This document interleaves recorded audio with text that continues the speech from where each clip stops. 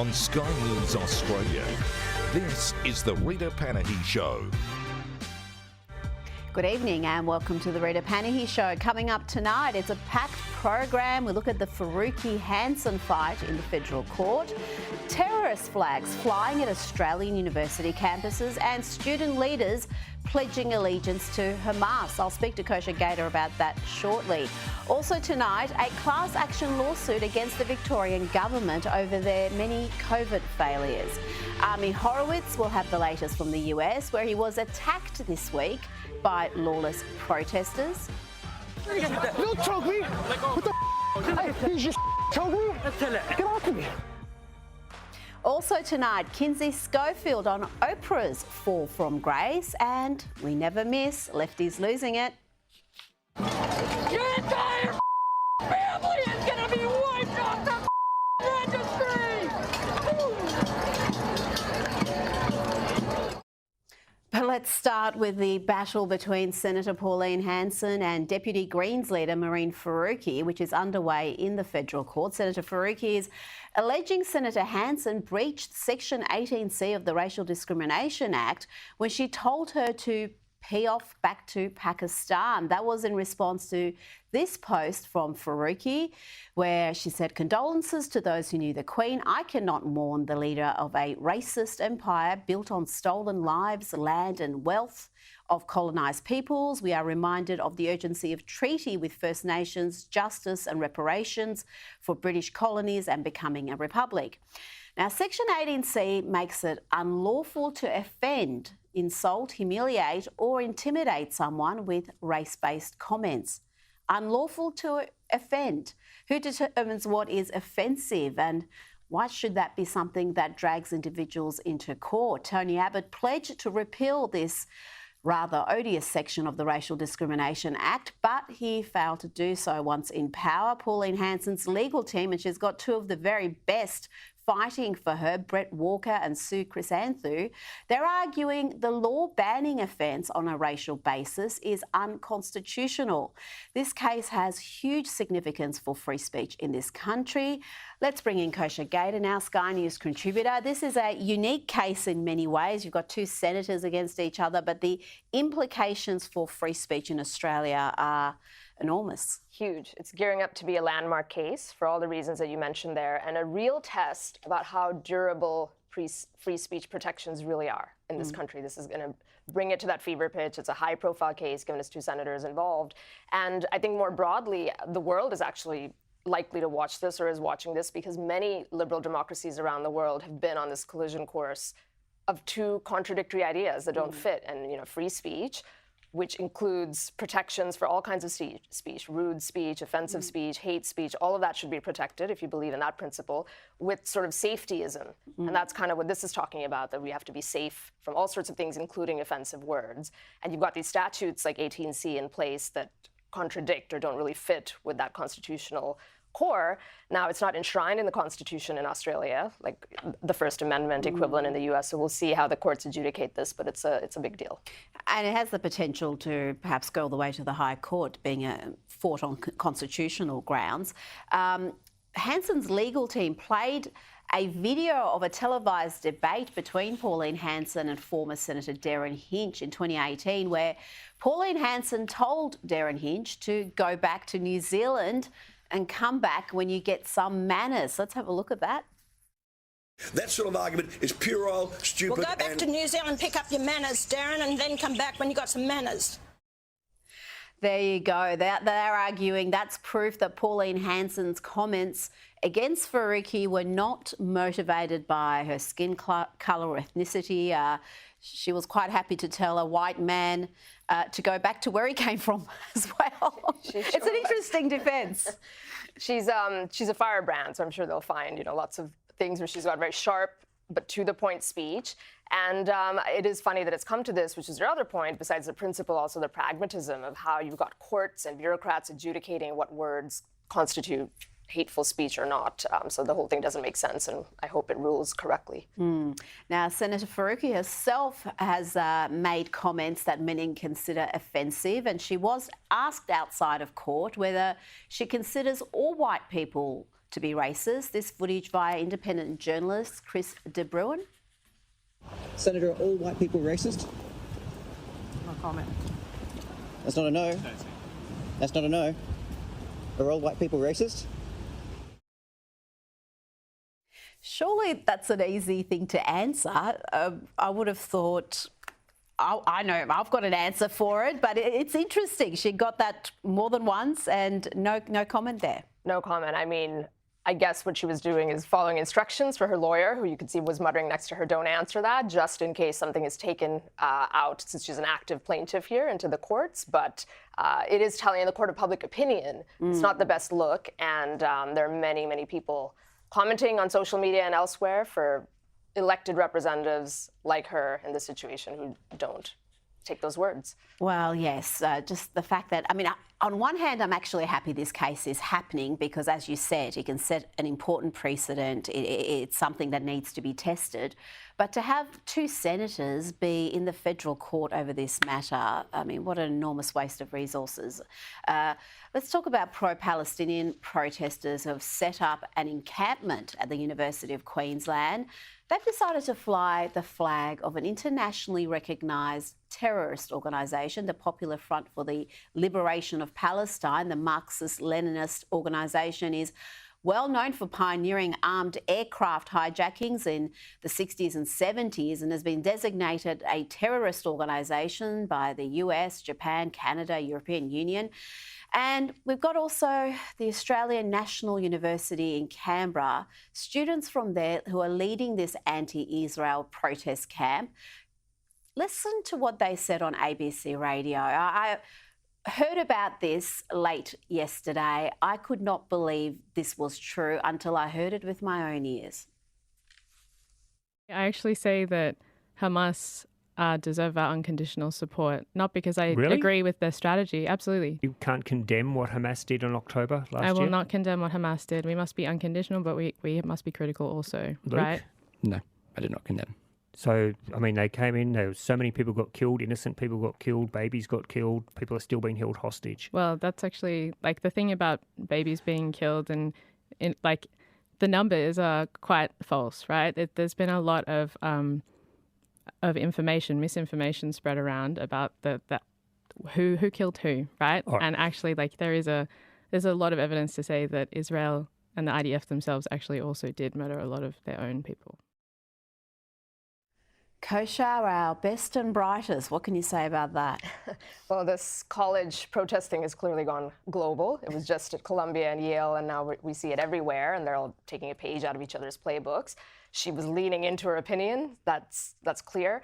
But I think this whole, just zooming out a little bit, this whole campus protest thing that's going on right now, there are a few different issues that tend to get conflated. I think one actually is the free speech issue that we just talked about. As much as we don't like these opinions, we have to be very, very careful about using that statute to silence them. Absolutely, and I'm against that because I know there's just been legislation passed in the US on that That's right, grounds. including from the right. Like, there's people from the right supporting it because even if we don't like the application in this instance, it's a slippery slope to a bad place, as we were just discussing. Absolutely. But there are also students that are doing things like trespassing or violating the university's code of conduct or even harassing or assaulting people. There have been a couple instances of that. So that's where we have to separate the two and make sure that proper remedies are applied based on the offense. I agree 100% there. It's got to be about breaches of the law when they're intimidating, when they're obstructing people going about their business, when they're stopping kids from going to classes. But whatever they want to say, no matter how odious, I think it's actually sunlight is the best disinfectant, as they say. I want to know how far these protesters have gone, how fringe-dwelling they are, and we're not going to know unless they're allowed to speak. Now, let's go to the States. The footage of the protests in the US, we've been looking at it for weeks now. It can be easy to assume all the students are rioting, they're all crazy, but there is some quiet courage being shown by those who don't support the pro-Hamas, pro-Palestinian, anti-Israeli cause. At Arizona State, some frat boys helped clean up their campus after the lefties trashed the joint. And in an image that is quickly becoming iconic, frat boys from the University of North Carolina helped protect the American flag from protesters who are keen to tear it down. That's wonderful to see, Kosha, but let's not pretend that those boys are the majority on university campuses or patriotism is commonplace in academia. But it is good to see there's still university kids with courage and they're willing to take a stand. Yes, I think many are pleasantly surprised that it's the frat boys who are coming to save the day. Who would have thought? And, I don't know, like as the other side of this lurches so much into chaos or illogical causes that don't make sense in the way they support it, you might see sort of an undercurrent of people waking up. So hopefully this is a signal of that tide turning a little bit, because frat boys epitomize so many things where they're on the receiving end of policies that actually harm them, and maybe we'll see more of that, but it was a great image. We've got a little bit more on that later. There's a GoFundMe raising money to throw those boys a great party, and I think they've raised well over $300,000 already. So it'll be a good party. It'll be a good party. But at more left-wing campuses across the US, we're seeing acts of shocking violence from the protesters. Some may find the following footage distressing.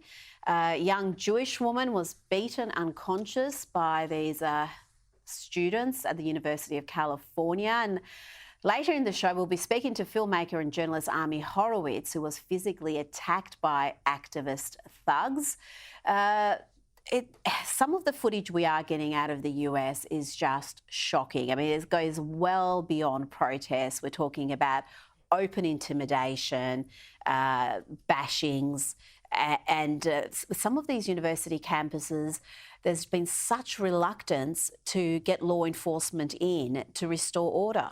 You have to think that it's because the administrators or the faculty are sympathetic, actually, to the cause that these students are putting out there. That's certainly one of the roots of the problem, among others. If it was MAGA crowd, if it was a bunch of students for Trump, carrying on like that, how many seconds do you think it would last? 5, probably.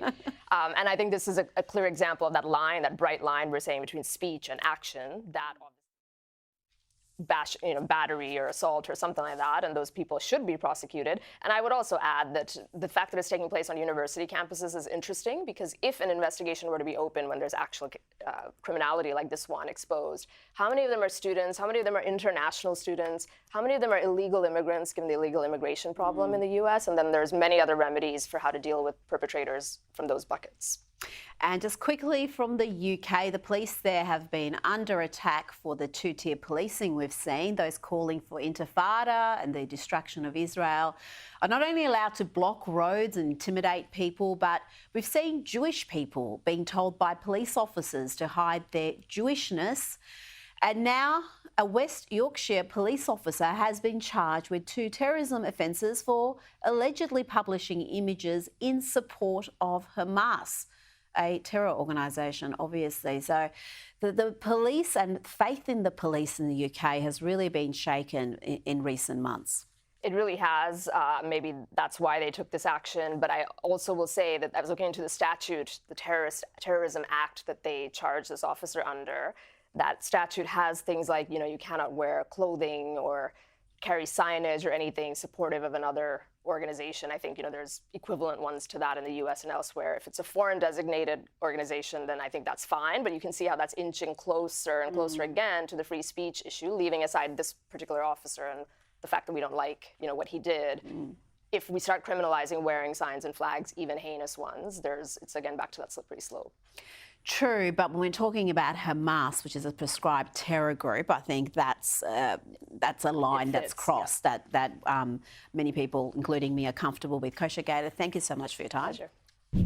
Earlier this week, Victoria's Office of Public Prosecutions dropped 58 criminal charges against the Health Department for COVID-era failures, which led to the deaths of more than 800 people. The OPP blamed a loophole, preventing it from using evidence from the Coate inquiry. But the Victorian government is still facing a class action lawsuit over their botched hotel quarantine policy.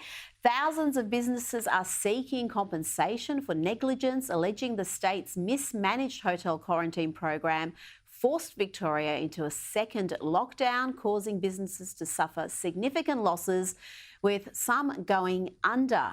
Joining me now is Quinn Emanuel partner Damien Scatini, who is leading this class action. Damien, how many businesses are part of this action, and why do you believe they're entitled to compensation? Sure. Well, we've been running this action for several years now. We've been delayed in part because of this supposed important prosecution, which was dropped like a hot rock yesterday. We have any business that was not able to have customers, patients, clients come to it during the second lockdown, which was caused by the breach of hotel quarantine, is a group member. But we also have a process where there's a mediation that's coming up in November. It's on November 14 this year. And any business that wishes to take part, have their losses considered for that mediation and recover any compensation that arises from it, has to register with us by the 8th of July this year. And we've had, so if you want the registrations, there's been many thousands of businesses have registered, and they go the length and breadth of Victoria, and they go from very large organisations that are household names down to local dog groomers and everything in between. Well, does the decision of the Office of Public Prosecutions to drop those dozens of criminal charges, does that hurt your case, or does it in fact assist you? It's a good thing as far as we're concerned. We always thought it was faintly ridiculous that the state of Victoria, no individual, no one within the state of Victoria, no one at any department who may have been responsible for botching the hotel quarantine was facing prosecution, just the state of Victoria. And obviously the state of Victoria can't be put in jail. If the state of Victoria is fined was to be fined as a result of this prosecution, then that would be a ledger entry. It would be going from the state of Victoria to the Work Cover Authority, and that would be just a journal entry in the accounts. So we always thought that there was little point to that. And so now that's out of the way, we can get on with it, because we had been, because of the supposed importance of the prosecution, we'd been prevented from speaking with witnesses and from sharing information with witnesses, and that will go now, and that's a good thing. Well, you mentioned you've got big businesses, household names, small mum and dad operations. Mm-hmm. What are some of the stories you're hearing? What's the hardship that has occurred that I've heard some heartbreaking stories throughout the COVID era, people who've worked their entire lives to build a business, to have a legacy for their children, and watched it be destroyed. I'm just wondering, what are the cases that really motivate you to pursue this action? Well, there's so many of them. I mean, what is especially sad is businesses that couldn't survive and have gone under as a consequence of the second lockdown. But we've got, there's a business that we were speaking to earlier this week that was around longer than I've been around, which is quite a while now, and it's gone. There's a fellow who was running a hotel, a restaurant in a hotel, and he worked construction during the day so he could keep his staff employed, but it still wasn't enough. There's just story after story of that, and people, did their best to keep going. Many were able to keep going. Sadly, a lot weren't, but all of them have suffered as a result of this. And, when we get to mediation, we will be doing our best in good faith to try to recover damages for people. If we don't resolve it at that mediation, then the matter's set down for trial next year, and it will be a 12-week trial.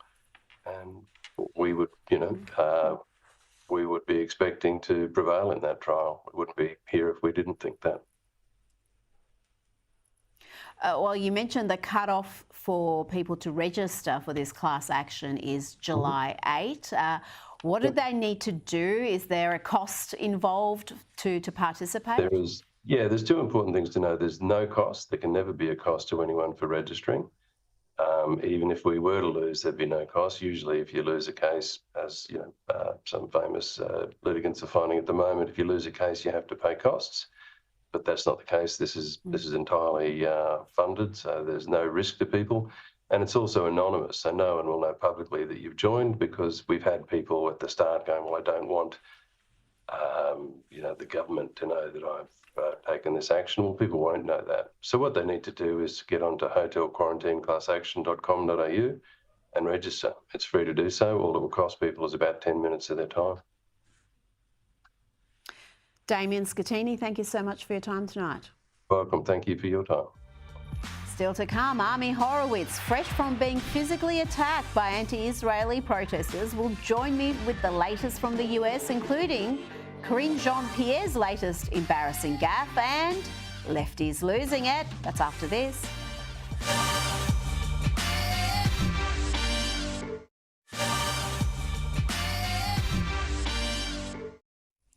Welcome back. Now it's time for Lefties losing it. You know, one of my favourite stories of the past week has been the Biden administration wanting to sack underperforming Press Secretary Karine Jean-Pierre, but unable to because she ticks every diversity box. Can't imagine why they'd want to get rid of her. This is Karine earlier today. Respectfully, you didn't quite answer it. The question was, why hasn't the president been more forceful in talking about the protests? You talked about how he's talked about anti-Semitism, but specifically on the protests, why hasn't the president been more forceful on that? And I hear the question, Gabe, but respectfully, the president has been no other president has spoken about anti-Semitism than this president. But that's not the question. It's the protest. And I'm answering it in the way that I believe is the best way to answer your question. I tell you what he's doing is rewarding them by forgiving their student loans. She really is hopelessly incompetent and inarticulate, and her performance only got worse. I'll be looking at that in a minute with Army Horowitz. Now let's look at what happens when pampered theatre kids grow up and become full-time idiots. This lot put on a play of sorts outside the White House Correspondents' Dinner featuring IDF soldiers murdering civilians in cold blood. You don't deserve to f***ing live. This is our land. Your entire f***ing family is gonna be wiped off the f***ing registry. Staying in Washington, D.C., time to check on some climate craziness. Watch as this woman tries to vandalise an artwork at the National Gallery of Art. Thankfully, it had a protective case around it, but she did her best. Hold it in. Hello, friends. My name's Joanne. I'm a mom from Brooklyn. She's a mum from Brooklyn and she's headed to jail for vandalising that Edgar Degas statue. She's been sentenced to 60 days in prison. Enjoy that. Our good mate, the incorrigible Texan himself, Alex Stein, primetime 99 Alex Stein, he took his Gays for Palestine shtick to New York, and you know, no one makes lefties lose it quicker than Alex. Gays for Palestine! Don't throw me off a roof! In Palestine, they oftentimes have to run to Israel. You're not allowed to be openly gay in Palestine. Why are we talking about gay people? Do you think they kill them? Do you think they kill them? Do you think gay men get killed in Palestine ever? For being gay? Yes. Do you have any reports of that? That's do you have any? Show me a report. My gosh. Okay, show me a report. This is the moment for action. Is this jokes? No, we're live on YouTube. We're trying to get some channel. You like smiling, huh? No, I'm just trying to cover. It seems funny to you. It seems funny. Well, okay, now everybody's getting mad. No, I hear you. Oh my God! To California now, where riots are breaking out at UCLA as students are forced to protect themselves from the mad mobs taking over the university.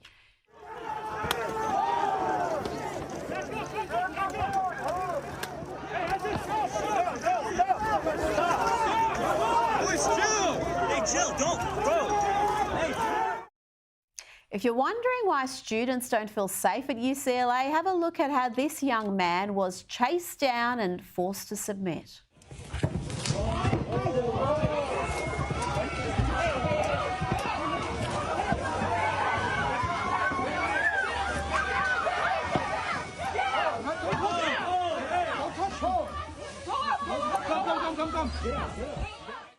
But I have some good news for you. This wonderful footage of frat boys from the University of North Carolina standing up to the campus Marxists to protect the American flag.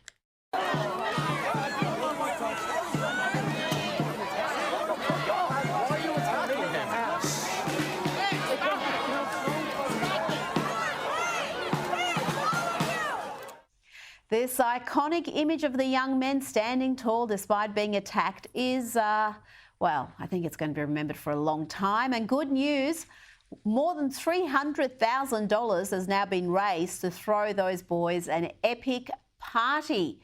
Fantastic. There's hope for the kids yet. The US is watching college campuses be overrun by pro-Palestinian protesters who are occupying buildings, setting up encampment zones and harassing students. The Biden administration has been characteristically weak and incoherent in their response. Here is White House Press Secretary avoiding a question on who is funding these protesting students. Some of these encampments, they have matching tents. We're being told that there are professional outside agitators involved. We don't know if they're being paid to sow chaos by domestic folks or foreign entities. Does President Biden want his administration to find out who is funding some of these protests? What I can say, I cannot speak to the organizations that are being reported that's on the ground. That is not something for me to speak to. That is obviously something that local governments, local officials, I keep saying local government, local officials are going to speak to.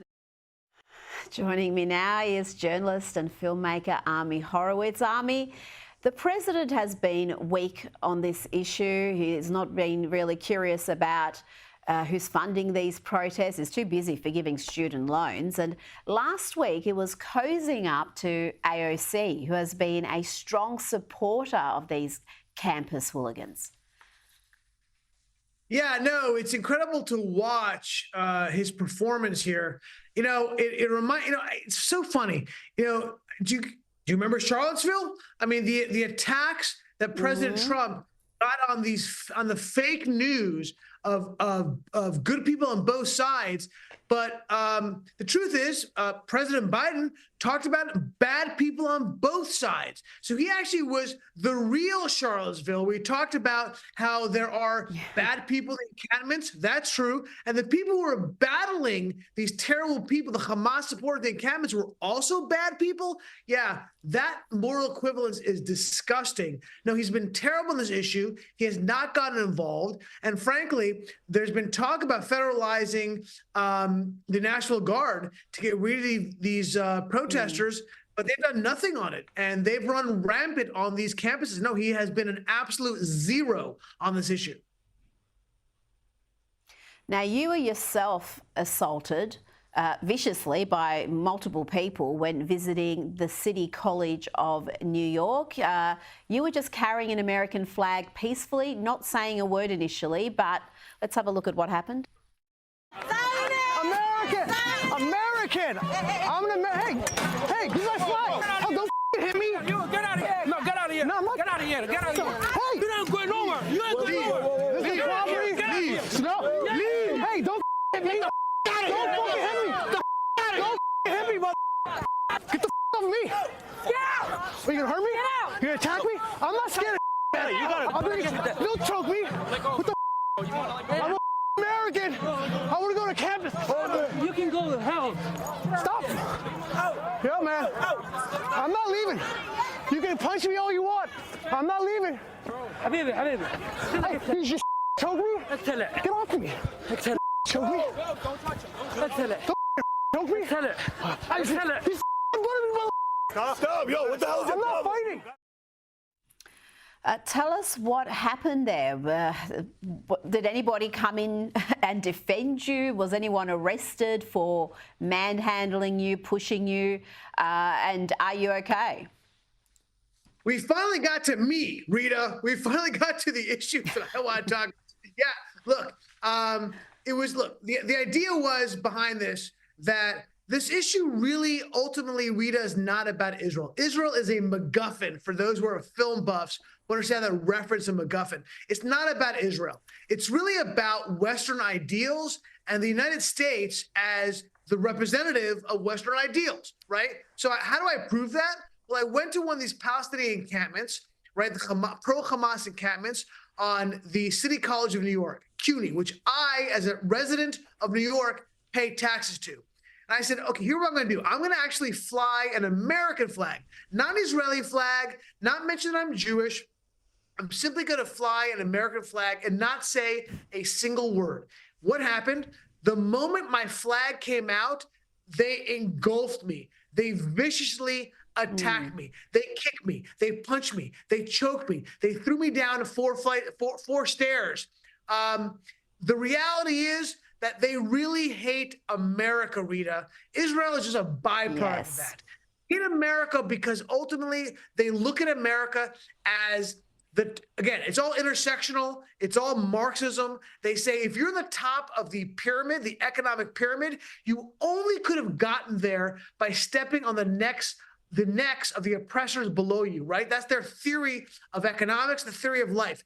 And if you look at it writ large, the U.S., the most powerful nation on earth, therefore they have to have gotten up there by abusing the oppressed. If you take it at the atomic level, that's why they hate rich people, because you only could have gotten there by stepping on the necks of people below, the poor people. Well, they look at Jews, that's why they're anti-Semitic. They look at Jews, they say Jews are the most successful subset, therefore Jews only could have been successful by oppressing other people. It is simple as that, Rita, and that's why I did the experiment.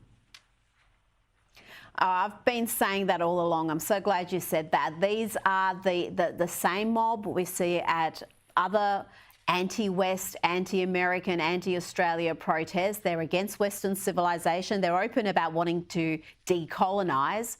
And I think they see what happened on October 7 as decolonisation in action. And again, some of the academics have even said that. So they're not shy about putting those sorts of opinions forward, but a lot on the left are blind to this phenomenon. And I do wonder about the celebrity class when it comes to what's happening at the campuses across America.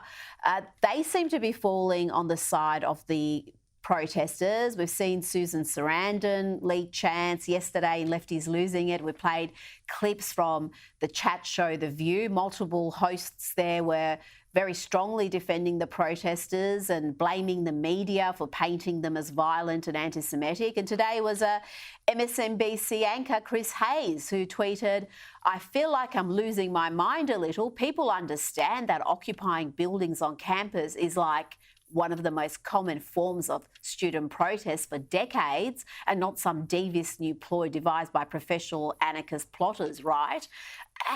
He just doesn't get it, does he? I mean, but there is this fracture amongst the left, because when the BLM riots were happening, it seemed the entire establishment, from Hollywood to sporting leagues to the corporates, was standing with the mostly peaceful protesters.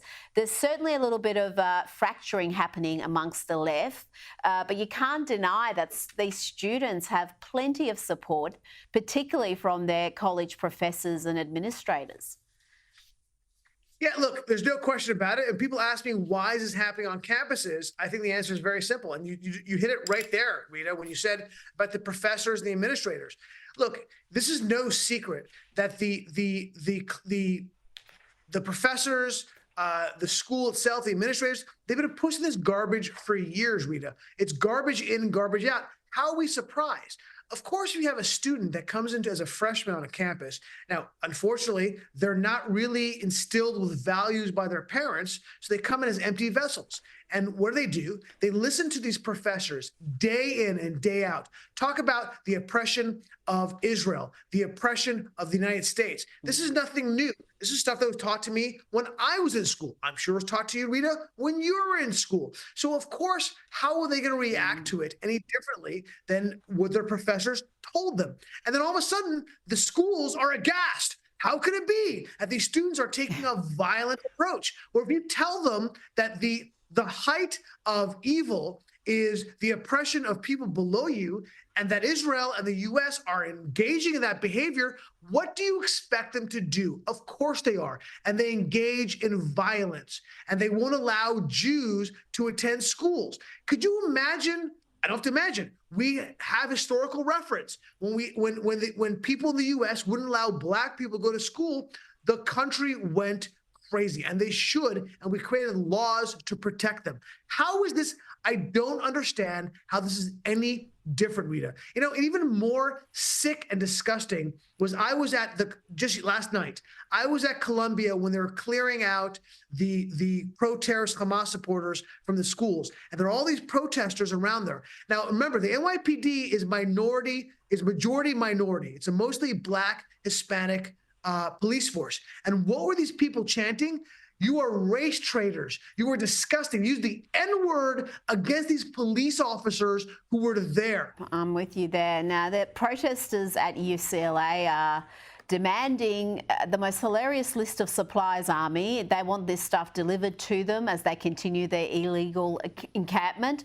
Stuff like hot food, which was labelled important, vegan, of course. They wanted vegan supplies. They also want lotion, zip ties and rope. Sounds like a party. What sort of a decolonisation revolution is this, Army?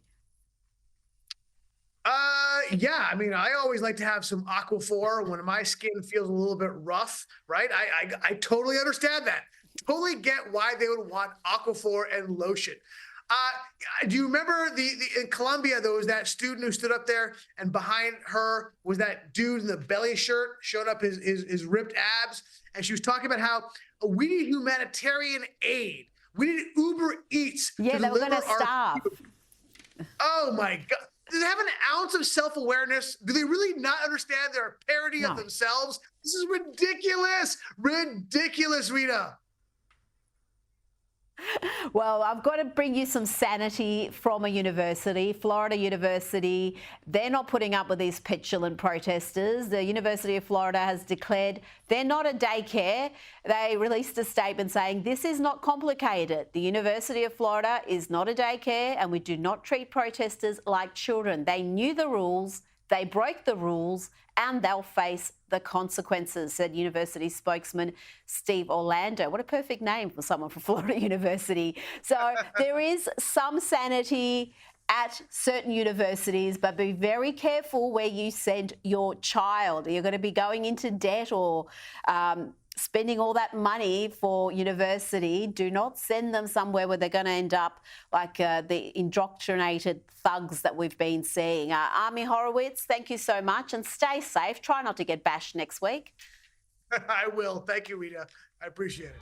Still to come, Oprah Winfrey continues her fall from grace with yet another celebrity calling her out. Plus, Prince Harry is set to cut a lonely figure during his trip to the UK this month. Will anyone from his family stand by his side at the Invictus Games? Kinsey Schofield is up next.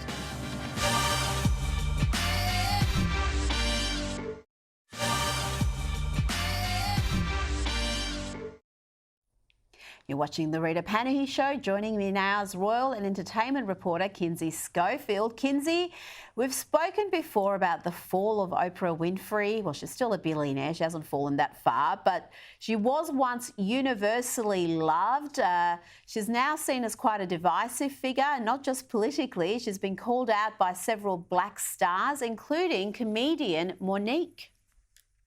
I love that black raggedy. I love that black simple-minded. I love Oprah Winfrey's black ass. And we just need to bring her back to black.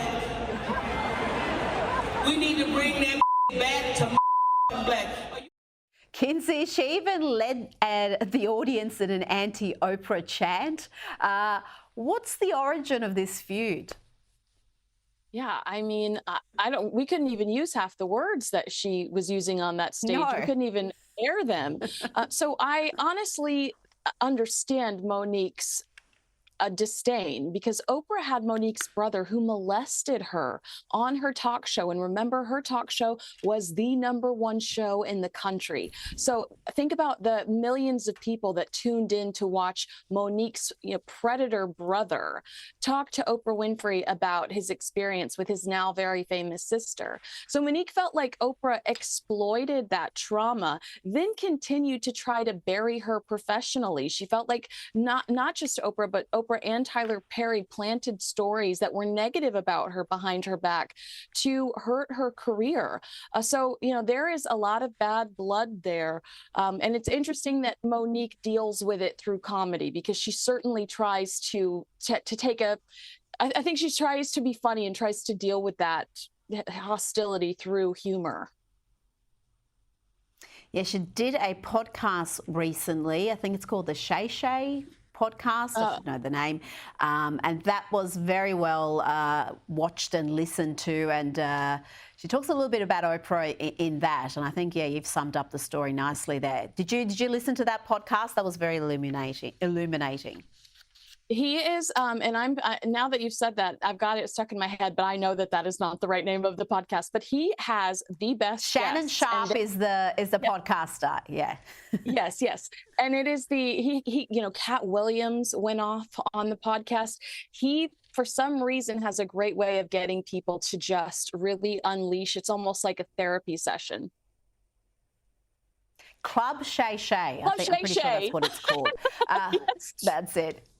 Now, the will she, won't she guessing game surrounding Meghan Markle and whether she's going to travel with Prince Harry to the UK this month, that's over. She won't be. That's according to a Sussex spokesperson, so you can take that to the bank.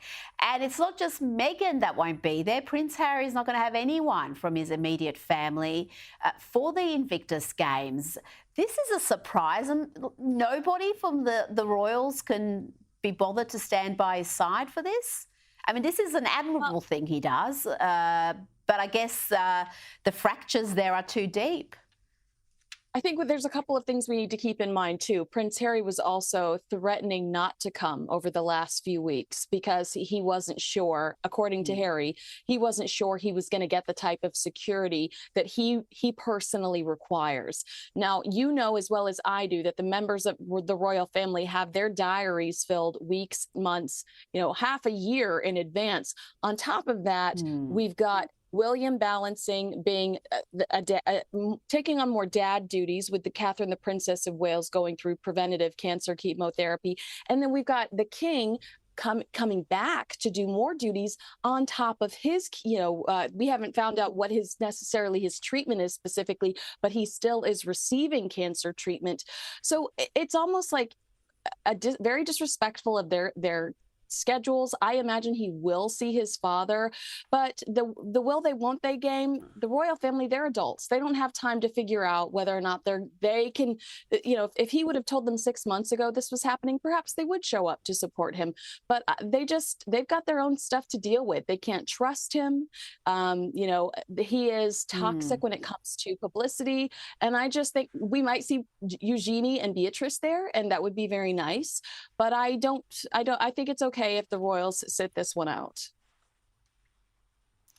Well, that's an ongoing fear, isn't it? That anytime they say anything to him or spend time with him, it's going to end up in some sort of a Netflix documentary or in some tell-all podcast and embarrass the family all over again.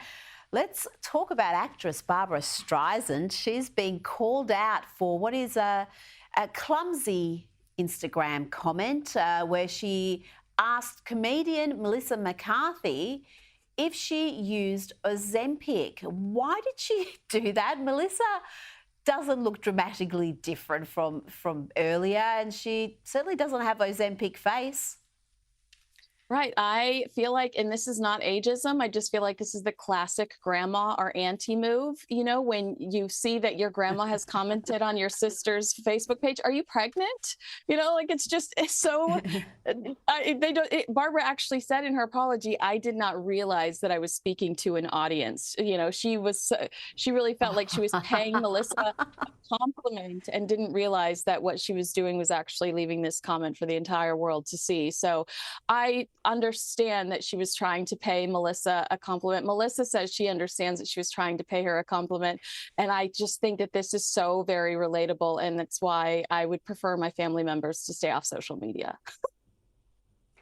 Yeah, it's always best. I think Kathy Hilton is often guilty of this, where she posts things on Instagram where she thinks she's DMing, it's just directly to a person, but the whole world can see it. So it's kind of charming, I guess, but it can get you into trouble. But speaking of Melissa McCarthy, Aussie actress Rebel Wilson claims McCarthy stole a role that should have gone to her in the hit film Bridesmaids. The film launched McCarthy as a superstar. She was already a big star, but this really made her a household name in comedy. And Wilson, Rebel, had a minor role, but she insists Melissa's role should have gone to her. One of our fave Australian comics, Joel Creasy, rubbished that on his program. And it makes you think, does Rebel have delusions of grandeur?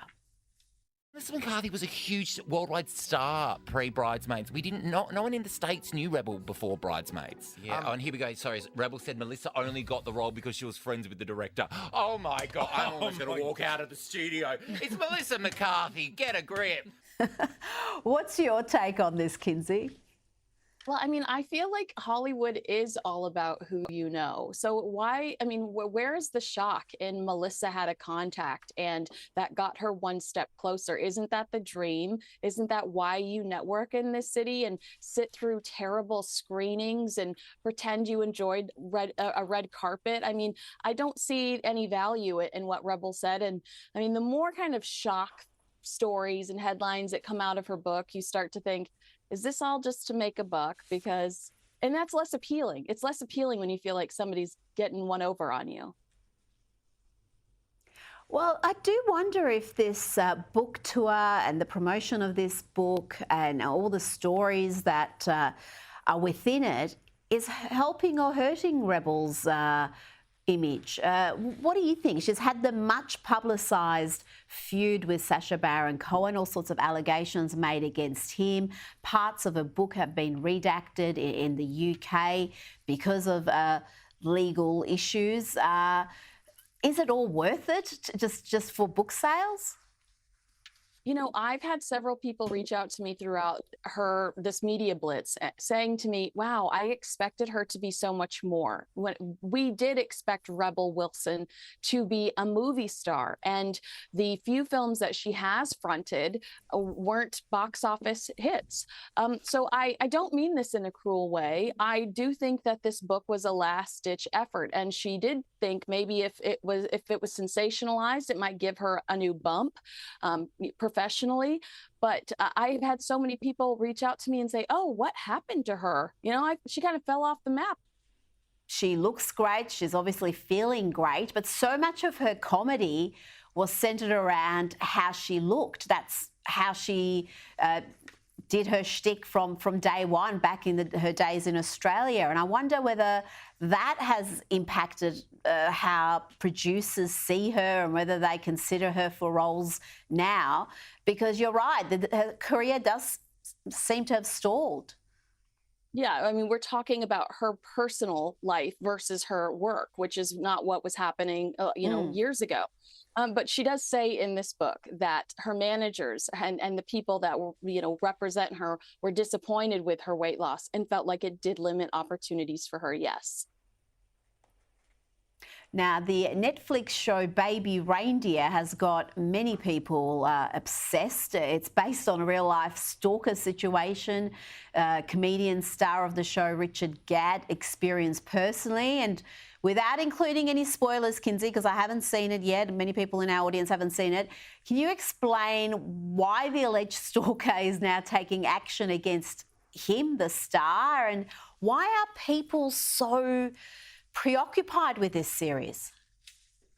Yeah, this is a story about a struggling comedian who experienced, he had no self-esteem and was, kind of hustling, trying to make a living as a comedian. And he stumbled upon a broken woman, allegedly, according to this show, and he befriended her. And what I do like about this show is that he does acknowledge the mistakes that he made. Did he lead her on? Absolutely. He engaged with her in a way that was inappropriate. And she began to stalk him, according to Richard. And so she is saying now that she feels victimized and violated by him putting this out there for the entire world to see. The entire world now trying to figure out who she is. And she is threatening to sue. She says she's considering legal action. And I am petrified to talk about her on television right now, let me tell you. Yes. Let's stop that immediately. We've said more than we need to. Kinsey Schofield, thank you. That's it for me tonight. I'll see you tomorrow night for Lefties Losing It, 9:30 right here. Up next is Newsnight.